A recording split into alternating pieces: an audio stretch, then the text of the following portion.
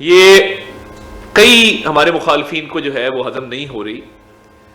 और देखिए, एक पॉलिटिकल प्रोसेस जिसमें अवाम ने भरपूर शिरकत की, पॉलिटिकल पार्टीज ने ना सिर्फ जलसे किए, एक पूरा पॉलिटिकल प्रोसेस आज़ाद जम्मू और कश्मीर में और उसके अलावा जो मुहाजिरीन की सीटें हैं उन पर एक कंप्लीट पॉलिटिकल प्रोसेस जो है वो चला।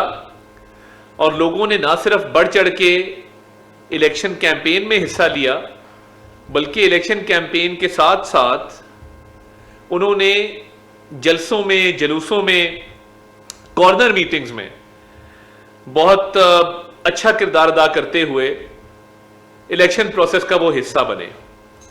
और हम ये समझते हैं कि जिस तरीके से वज़ीर आज़म शहबाज शरीफ साहब ने बहुत अच्छी रिवायत कायम की कि उन्होंने पाकिस्तान पीपल्स पार्टी को गिलगित बल्तिस्तान के इंतखाबात में कामयाबी पर मुबारकबाद दी और सबसे पहले मुबारकबाद दी, तो मैं ये समझता हूं कि ये थोड़ी बर्दाश्त का, तहम्मुल का और रवादारी का मुजाहरा करना चाहिए।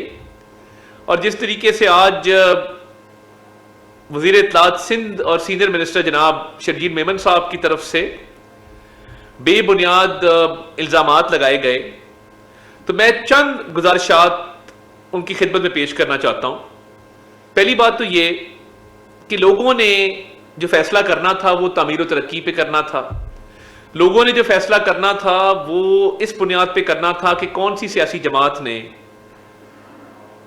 कश्मीर की अवाम को, कश्मीर को अपनी तरजीहात में रखा है, किसका खिदमत का एक ट्रैक रिकॉर्ड है और किस सियासी जमात ने खिदमत नहीं की।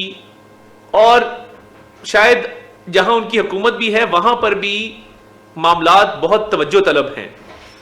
2024 के इलेक्शन पर सवाल उठाना, तो क्या वो सवाल सिंध पे नहीं उठता अगर आप वो सवाल उठाते हैं? और उसके बाद बेबुनियाद इल्जामात लगाना, तो क्या ही अच्छा होता अगर नाकाबिले तरदीद सबूत भी पेश किए जाते, शवाहिद भी पेश किए जाते और कहा जाता कि जी ये शवाहिद हैं, ये सबूत हैं।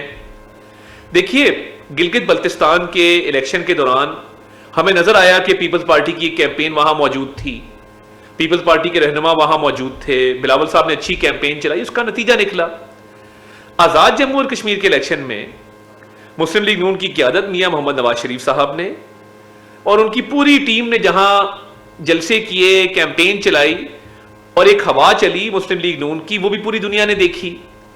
तो आप कैंपेन बेहतर कर लेते, आप मामलात को बेहतर तरीके से चला लेते। तो ये बिल्कुल पॉलिटिकल पॉइंट स्कोरिंग जमहूरी निज़ाम में होती है और ये पार्ट एंड पार्सल है ऑफ पॉलिटिक्स। मगर इल्ज़ाम बरा इल्ज़ाम नहीं होना चाहिए, इल्ज़ामात के साथ शवाहिद और सबूत भी होने चाहिए। और फिर ये सवालिया निशान लगाना कि जी ये 2024 में हुआ और ये अब हुआ और फॉर्म 47, तो आप थोड़ा सा जरा इस पर हौसला करें और आला ज़र्फी का मुजाहरा करते हुए, जिस तरह मुस्लिम लीग नून ने गिलगित बल्तिस्तान में आपको मुबारक दी थी, आप मुस्लिम लीग नून को मुबारकबाद दें। देखिए, और मैं मेरे अपने हलके के अंदर जो महाजिर की सीट पे इलेक्शन हो रहा था, वहां पे पीपल्स पार्टी की कोई पोजीशन नहीं थी। उनकी एक सीट पे उनका कैंडिडेट ही बहुत कमजोर था, दूसरी सीट पे उनका कैंडिडेट ना होने के बराबर था। और डोर टू डोर कैंपेन हो, कॉर्नर मीटिंग्स हो, जलसे हो, People's Party was missing from the equation. और इसी तरह जो आजाद जम्मू और कश्मीर की सीटें हैं, इस पर सर्वेस भी हुए, इस पे माहिरीन ने अपनी राय भी दी, तो कैंपेन बहुत अच्छे तरीके से चली। जलसे मुस्लिम लीग नून ने भी किए, पीपल्स पार्टी ने भी किए। तो मैं ये समझता हूं कि ये जो नोक झोंक है बिल्कुल ये चलती है, जमहूरियत का हिस्सा है, सियासी निज़ाम का हिस्सा है। मगर अब ये जो इल्ज़ाम तराशी की जा रही है, और अब अल्हम्दुलिल्लाह क्योंकि हमें सिंपल मेजॉरिटी हासिल हो चुकी है, तो इसको खुशदिली से तस्लीम करना चाहिए। अगर ये इसी तरह इल्ज़ाम तराशी करते रहेंगे तो इसका नतीजा कोई नहीं निकलेगा, क्योंकि इनके पास ना सबूत हैं, ना इनके पास शवाहिद हैं, ना इनके पास कोई आर्ग्यूमेंट है। तो बिल्कुल आपका अगर मंशूर कमजोर था या आपने तामीर और तरक्की में कभी हिस्सा नहीं डाला कश्मीर की, और मुस्लिम लीग नून की क़यादत मियां नवाज शरीफ साहब ने हमेशा कश्मीर की तरक्की को अपनी तरजीहात में रखा, शहबाज शरीफ साहब वहां पे दानिश स्कूल बना रहे हैं, हाईवेज बना रहे हैं, कंट्रीब्यूट कर रहे हैं टुवर्ड्स कश्मीर डेवलपमेंट। तो हमारी क़यादत तो वहां पर यह नारा लेकर गई थी कि पंजाब के अंदर बहुत डेवलपमेंट हुई है तमाम मुस्लिम लीग नून के दौर में, शहबाज शरीफ साहब के दौर में भी, मरियम नवाज शरीफ साहिबा के दौर में भी। तो आपके मंशूर में क्या था, क्या कौन से ऐसे प्रोजेक्ट्स थे जो आपने अपने सूबे में अपनी हुकूमत के जरिए एग्जीक्यूट किए, जो आपने कहा कि जी ये तामीर और तरक्की हम यहां पर भी करेंगे? तो देखिए, ये अवामी फलाह बहबूद, अवामी खिदमत, तामीर और तरक्की, ये मंशूर था, ये हमारा विजन था जिस पर लोगों ने वोट दिया। और इलेक्शन कैंपेन भी किसी की सुपीरियर होती, किसी की नहीं होती। तो देखिए, जिस तरह मैंने तस्लीम किया कि गिलगित बल्तिस्तान में आपकी अच्छी कैंपेन थी और आपने अच्छे जलसे भी किए, आपने अच्छी कैंपेन भी चलाई, उसका नतीजा निकला। इसी तरह मुस्लिम लीग नून की कैंपेन आजाद कश्मीर में बेहतर थी।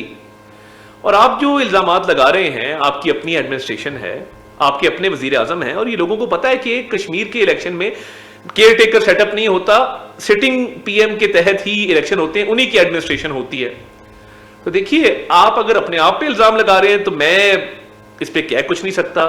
आपका वजीर आजम हो, आपकी अपनी हुकूमत हो, और फिर आप इल्जाम लगाएं और फिर कहें 2024 में भी ये हुआ था, तो मैं ये समझता हूं कि ये अफसोसनाक है।